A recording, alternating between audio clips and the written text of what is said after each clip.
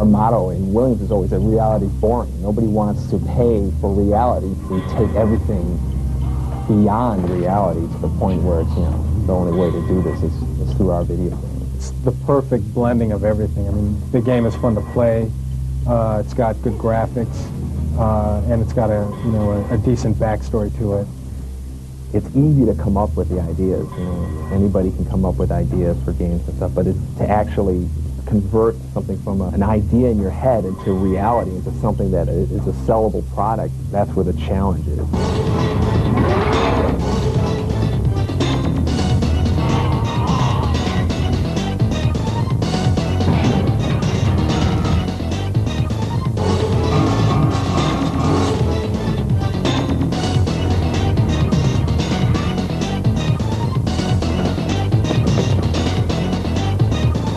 John Tobias and myself came up with the idea of doing a game. Our first inclination was to do a fighting game, but we wanted to exploit our hardware capabilities with displaying huge digitized graphics. Yeah, that was the guy who, I totally get that. He was the guy who came to your office for that. That's funny. Oh, was that secret? We split very evenly the responsibility in terms of the creation portion of the game.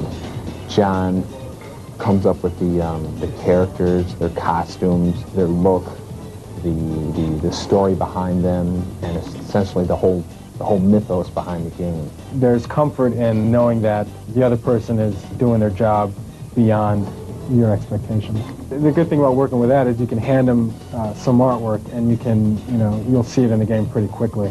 Whatever can possibly happen in the game, I have to program the game to be able to do that.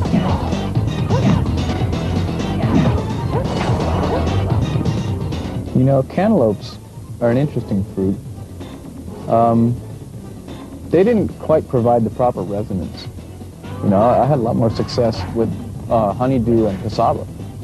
Dan shows you cool stuff every couple of days. He just comes in and you go, great, this is awesome. And he's a lot like that, where I just have this confidence that, he's going to go away and come back with something spectacular. Scary sounding, hopefully. I like to do scary music. Fatality. And then there's John Vogel. He did background for part 1. He did some stop motion animation stuff for part 2, and he did some backgrounds in part 3. He worked on backgrounds along with Tony Goski. Tony's probably one of the most respected artists in this department. He's probably one of the best artists in any industry, and he conceptualizes backgrounds as well. The Soul Chamber, and this is where the Tornado. He never ceases to amaze us. I think of everybody on the team, Steve probably keeps his wits about him the best. Steve Baran worked on Mortal Kombat 3. That was the first one he worked on, and he did the character graphics with John Tobias. I like doing stuff that's actually kind of shocking. Not so much violent or anything, but just stuff that gets a reaction. Dave Mikuchich, he's like our resident 3D expert. He kind of got everybody up to speed on doing 3D stuff, and he can crank out anything using a 3D program faster than anybody in the world.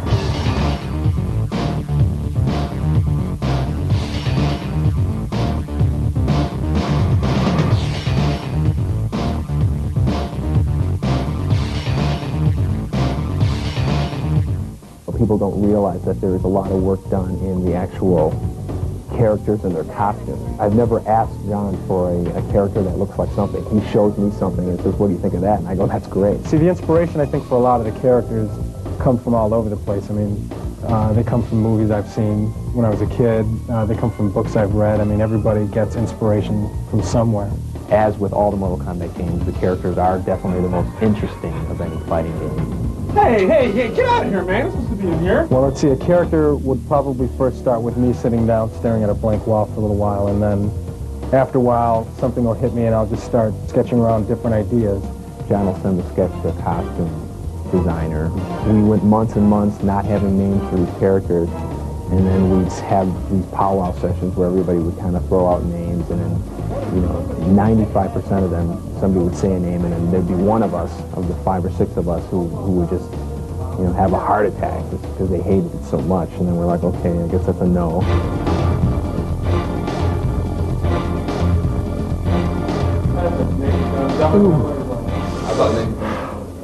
That's good. Once the costume's completed, we'll all get together in the studio. And then we have a list, a huge list of animations, kicks, punches, uppercuts, and then the special moves and stuff. And we basically go down that list, capturing every single frame of them performing these moves. And then digitize, all the various motions. The day that we spent filming is probably, like 2% of the entire amount of time that has to be devoted into doing it. It's just all sitting at the computer and touching them up and stripping the images and preparing them to hand over to Ed.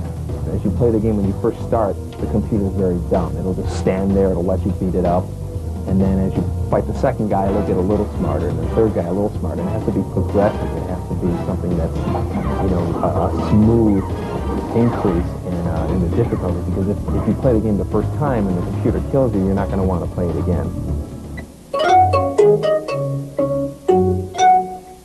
I think the music that Dan developed for the game, a lot of it he bases on the individual backgrounds. Ed gives me a videotape of just sort of scrolling through the backgrounds.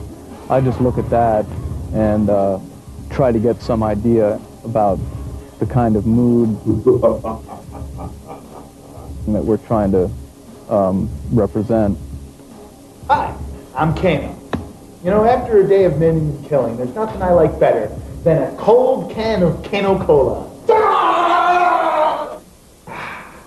Crackling good.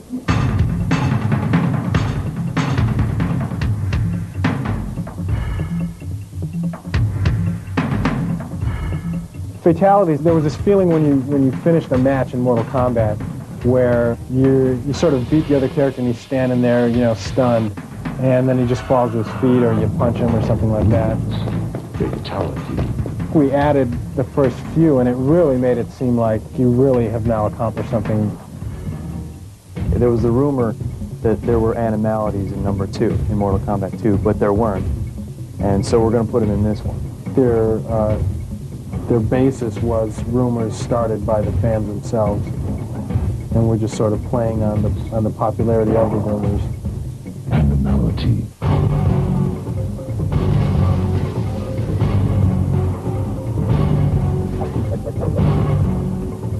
Mortal Kombat 3 has so much hidden stuff, it's just endless, just the amount of stuff that we packed in there. The button and joystick combinations were the expected. Everybody would start looking for them immediately.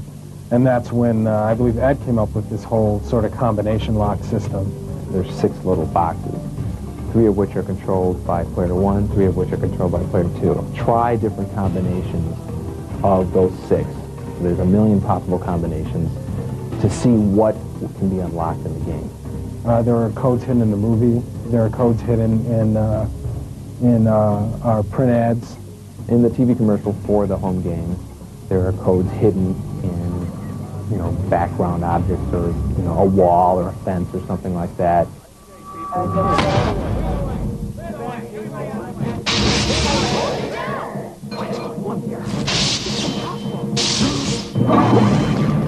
What is it?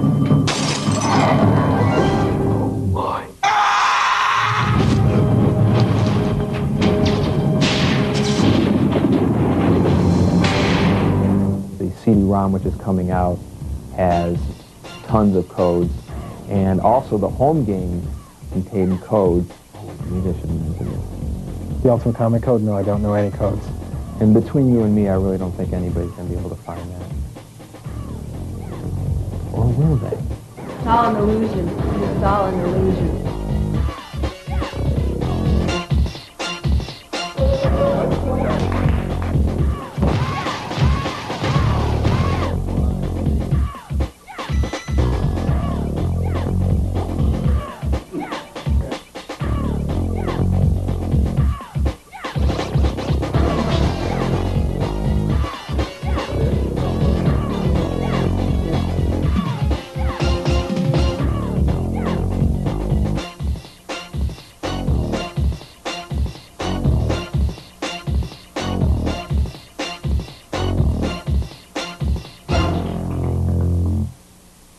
Go, we're done. Open Game over. sesame.